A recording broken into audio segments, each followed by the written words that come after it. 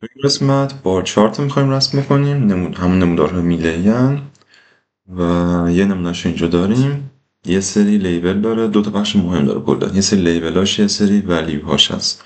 لیبل رو معمولا رو محور ایکس ها میذارن، بعد اینجا میبینیم لیبل A B C D داریم، ما حالا بیشتر میتونه باشه. بعدم ولیو ها تو لیبل ها تو محور وای ها قرار داره و آره دیگه کنار هم میان. حالا بخوایم بررسی بکنیم کدوم بیشتره یا حالت پراکندگی و اینجور چیزها میشه ازش استفاده کرد. بریم یه نمونه سادهش رو شروع کنیم یاد بگیریم، حالا تا بعدم ببینیم چی بشه. خب اول از همه از اسم فانکشنش معلومه، بار چارت برام رسم میکنه. گفتیم یه لیبل داشت که حالا تو محور ایکس ها قرار میگیره، یه ولیوز که مقدارهاشون تو وای ها قرار میگیره.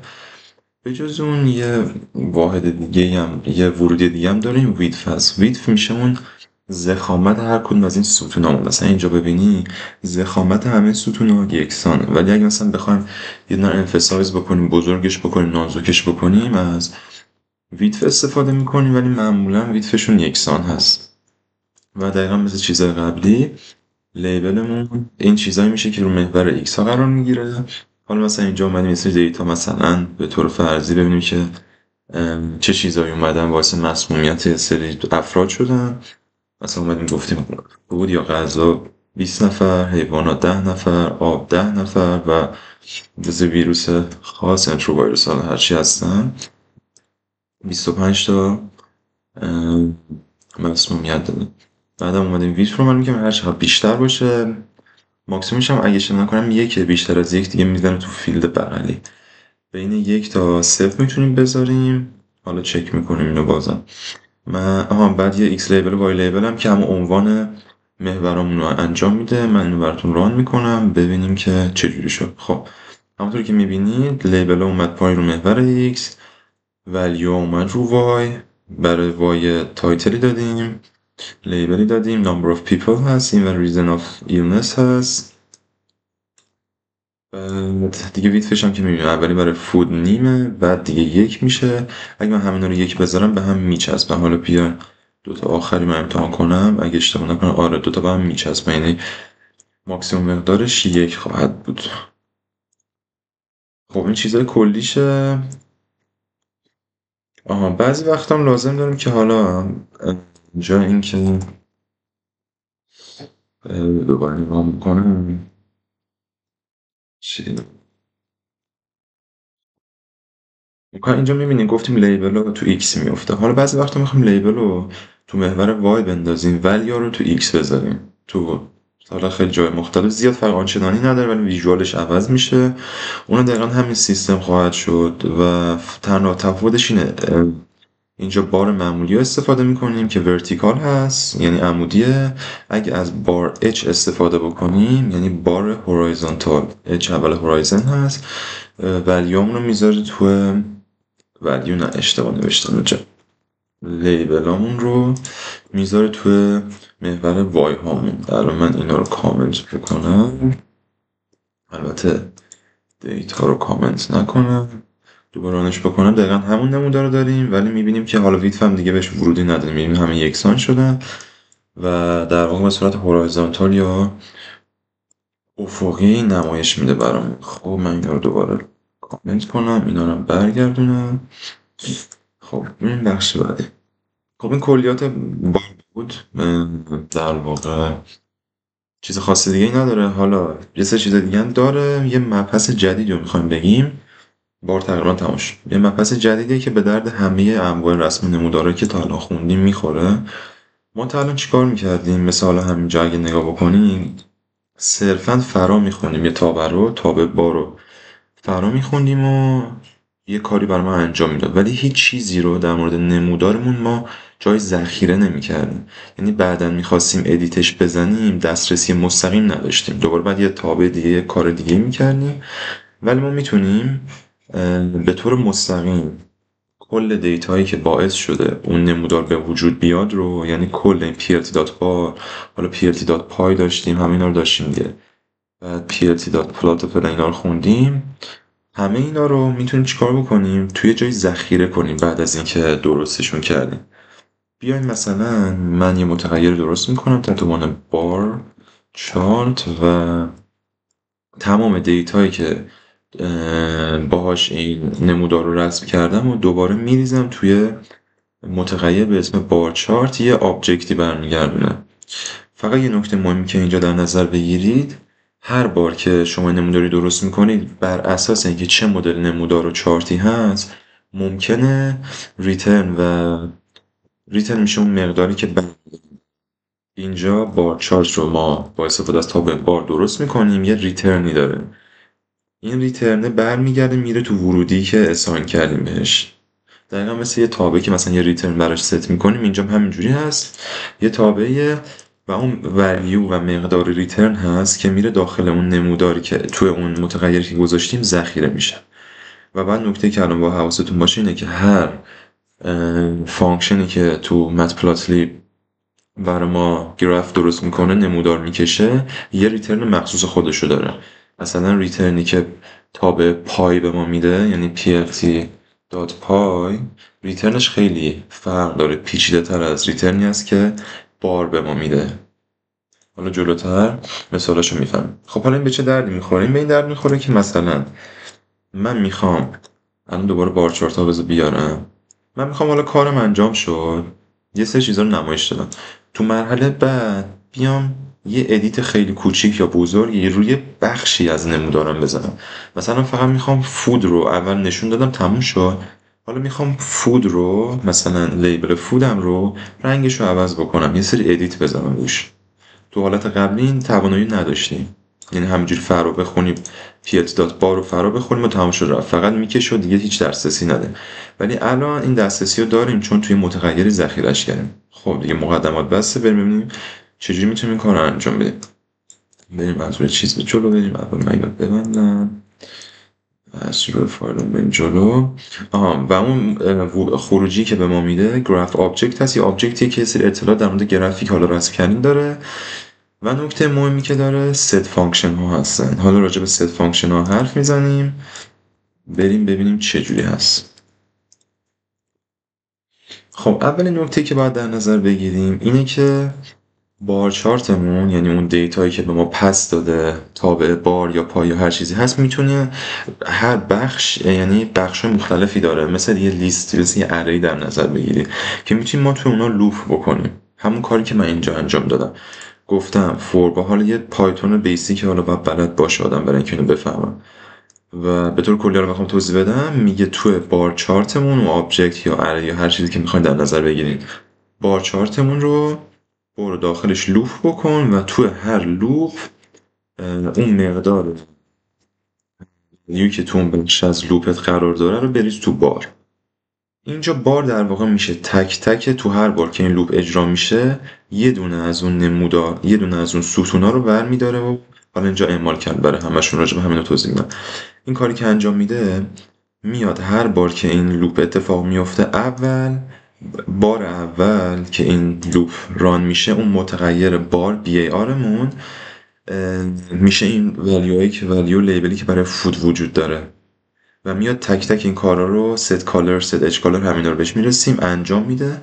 بعد از اینکه تموم شد میره رو بعدی، رو انیمال. حالا واسه اینکه بهترین رو بفهمیم، من مثلا یه ایکسی رو میذارم، مقدارش رو میذارم 0.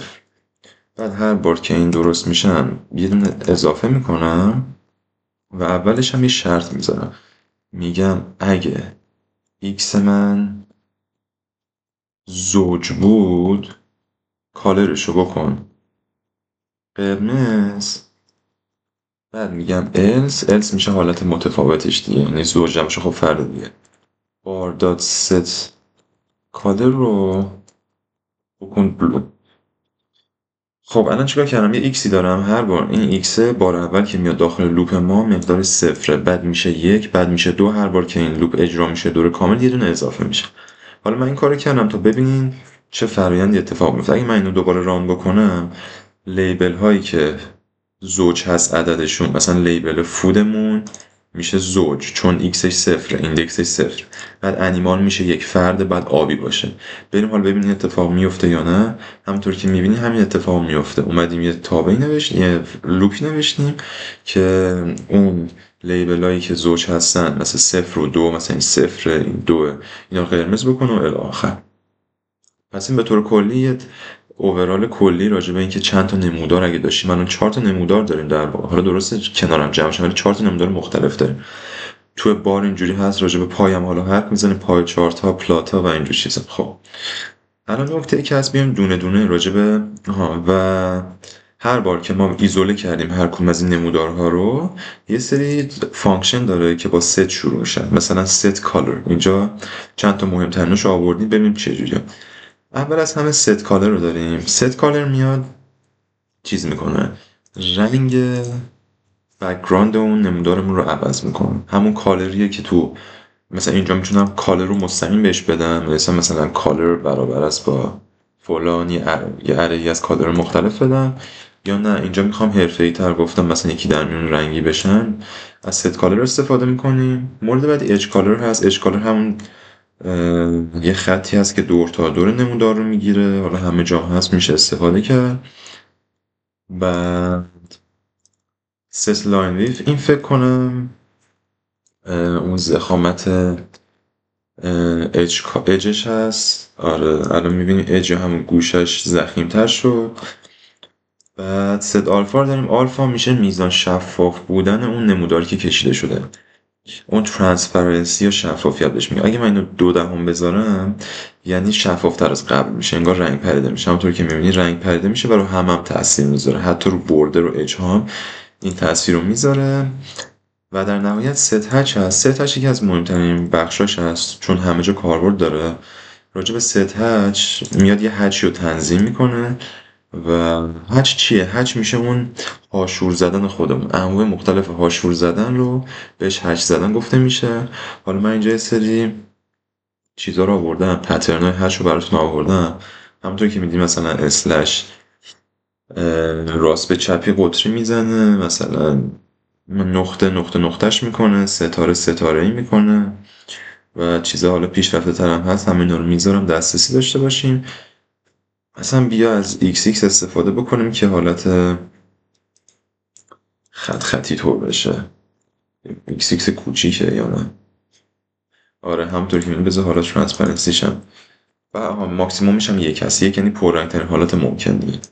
به جای اج کالرش هم زشت شد، چیز اج ویدفش اینو ببندم و اینجوری. یه نکته دیگه، اگه مثلا اینجا دارین تو آیدیتون کار میکنید، رانو میزنید، ببینید هیچ اتفاقی نمیفته، به دلیل اینکه یه سشن متپلاتلیب همین الان براتون باز شده، اینو بعد ببندیم و دوباره ران میشه براتون. بعد هرچم که گفتیم، خب دیگه این کلیاتی بود که حالا واسه بار چارت هم میتونیم حرف بزنیم. نکته بعدی که حالا هست، میتونیم علاوه بر این یه روش دیگه، ما اینجا لوپ کردیم رو همه بار چارت هامون، یه تغییری رو اعمال کردیم. ولی حالا بیایم ما اینو کامنت بکنیم. من میخوام با استفاده از ایندکس حالا بار چارت هامو تغییر بدم. حالا جدا از ایندکس برای بار چارت، برای پای چارت، هر مدل چارتی که چند تا در واقع گرفت داشته باشه. مثلا میتونیم چند تا خط داشته باشیم، 3 تا خط باشه، جای اینکه بیام لوپ کنم دونه دونه، بخوام فقط دسترسی داشته باشم به خط مثلا سومم. یا مثلا اگه گفتی الان دیدین 4 تا بار داشتیم دیگه، بخوام فقط اون نمودار میله سومم رو تغییر بدم چجوری میشه؟ اینجا از ایندکسی میشه استفاده کنیم، همونجوری که مثلا تو اریا میتونیم ایندکس بکنیم، اینجا همینجوری. یا اولین کاری که میکنم، اون جایی که متغیری که توش کل دیتا چارتمو ریختم و فرا میخونم، میگم مثلا بیا حالا رانش بکنم ببینیم چه شکلی بودن، مثلا چیا داشتیم. من مثلا میخوام انیمال رو برای ما مثلا وایرس تعدادش بیشتر، خطرناکتره، بیام فقط اینو رنگشو مثلا بکنم چه میدونم سیاه بکنم رنگش. اوکی. خب میام چیکار میکنم؟ ست کالر رو که اینجا یاد گرفتیم. ست کالر برای زمانی بود که تک تک اینا رو جدا کرده بودم. میام بار چارت رو میزنم. چیو میخواستم؟ وایرس رو میخواستم. وایرس ایندکسش چند میشه؟ ایندکس 0 1 2 3. میگم ایندکس 0 یه دونه کمتر از جایگاهش میشه دیگه. ایندکس 0 یه ست کالر برای من بزن و رنگ سیاه قرار بده اونجا. همونطور که میبینی دیگه لازم به اینکه لوپ بکنم تو همه و بگم زوج بود و فلان بود نیست. همون بخش بالایی راحت ترم حتی میتونم الان بنویسم، بگم یه ایکسی رو تعریف بکنم، بعد لوپ بزنم ایکس رو زیاد کنم و صرفا بیام بار چارت ایکس هم رو تغییر بدم. بعد راجع به اینم که حرف زدیم، بعد دیگه چی میمونه؟ آها، گفتم چیزای متفاوتی داره دیگه. بیاین حالا همین من کامنت بکنم، بیاین یه دونه چیز با هم رسم بکنیم. نکته‌ای که حالا اینو آوردم بحث اینه که گفتم ریترنه که این تابا میکنم با هم فرق داره. تابه که برات بار چارت درست میکنه یه ریترنی داره، پلات درست میکنه یه ریترنی داره، پای چارت هم یه ریترنی داره. من اول میام چیکار میکنم؟ بذار اینا رو کامنت بکنم ببینیم چه اتفاقی میفته. من الان یه پای چارت درست میکنم، ران میکنم، یه پای چارت خیلی ساده هست. حالا اگه بخوایم با هم سیستم قبلی بریم، بیام بعد این کار جواب بده دیگه. پای چارت چون توش ذخیره کردم، ایندکس صفرم یا همون اولش رو میگم ست کالر بکن برای من. اینو که می‌نویسم ارور میده، فقط میخوام ببینیم که چرا اتفاق میفته. ست کالر بکن بلک. الان میبینی اینجا ارور داده و تنها دلیلش هم اینه که ما پای چارت رو رسم کردیم، ریختیم تو رو پای چارتمون، متغیر پای چارت، ولی به این دقت نمی‌کنیم که پای چارت نمودار پای چی میگه، تابع پایمون اون خروجی که میده یه سری چیزا بیشتر هم میده. تو بار چارتمون خروجی میداد، دونه دونه بارا رو جدا به ما میداد و میتونستیم ادیت بزنیم اونا، ولی پای چارت یه سری اطلاعات اضافی میده و واسه اینکه بفهمیم حالا خروجی که به ما میده ریترن ولیوش چی هست، میام پای چارت رو در واقع اون متغیری که دیتا پای رو توش ریختم رو پرینت میکنم ببینیم مثلا دنیا دسته که. همونطور که میبینید من اینو بدم پایین، یه بخشی مربوط آبجکت وج به ما برمیگردونه، یه آبجکت تکست برمیگردونه و یه سری اطلاعات دیگه. ولی اگه من بیام اینجا اینو کوچیک بکنم، پس این خروجی بود که توی متغیر پای چارت ما ذخیره شد. ولی حالا بیا یه بار چارت هم درست بکنم و دوباره بار چارتمون رو، اون متغیر بار چارتمون رو ببینم چه اطلاعاتی روش ذخیره میشه. من اینو ببندم، دوباره ران بکنم، میگه لیبلز دیتا هم لازم داره. ای بابا. خب الان همطور که میبینید بار چارتمون خیلی چیز کمتری داره. میگه 4 تا بخش مختلف داره، آرتیست رو بعدا میرسیم به اینکه این چیه. 4 تا بار مختلف داره، صرفا همین یه دونه آبجکته. ولی این خط اول مربوط میشه به بار چارتمون، مربوط نیست اومد بیارم میبرم. این بخش اول مربوط میشه به بار چارتمون چون اول اون رو پرینت کردم. ببین بار چارت خروجی که ریترنی که میده خیلی ساده تره، ولی پای چارت بخش مختلف میده. یه آبجکت برای تکست میده، یه دونه برای وجت میده. وج به معنی همون قاچ هست، مثلا وج سوم میشه همون قاچ سوم، همچین چیزی. پس در نتیجه ما علاوه بر این که باید میتونیم توی خروجیمون پای چارتمون لوپ بکنیم، با حواسمون باشه هر بخشش مربوط به چی میشه. من الان فهمیدم اولین آبجکتی که پس میده مربوط به پچ وجم هست، یعنی وج یعنی همون قاچ. الان من بخوام قاچ رو رنگش رو عوض بکنم باید به همین آبجکت اول دسترسی پیدا بکنم. در نتیجه دلیل این که اومدم اینجا همچین چیزی نوشتم، دوبار ایندکسینگ کردم. اول گفتم برو تو پای چارت که میشه این متغیر پای چارتمون هست دیگه. میگم برو تو این، اولین کاری که بکن برو تو اولین داده داخلش. اولین دادهش میشه این آبجکت وجمون که حالا در مورد پچ وجمون هم هست. اوکی، میام اونجا و الان دسترسی دارم به تمام قاچ هایی که دارم. دوباره میگم تو قاچ اول یا همون ایندکس صفر ست هچ بکن، هچ همون هاشور زدنه. یا حالا علاوه بر این میگم ست کالرش هم بکن، ست کالرش هم بکن مثلا یلو. الان اگه من اینو دوباره رام بکنم، بیاین قبلی رو ببندم. اگه من اینو دوباره رام بکنم، بذارم بار چارتمون دوباره کامنت بکنم که خوشگل تر بشه. الان همونطوری که میبینید حالا هرچی شرمونم معلوم نمیشه. بذار من کالر رو چیز بکنم. کالر فکرم رنگ اون میکنم. من باید کامنت بکنم، دوباره رانش بکنم. الان که این اتفاق هم افتاد رو هر چشم معلوم شد. پس هم خواستین دونه دونه با ایندکسینگ ادیت بزنی یادتون باشه، یا مثلا توش لوپ بکنی یادتون باشه که چه ریترنی بهتون میده.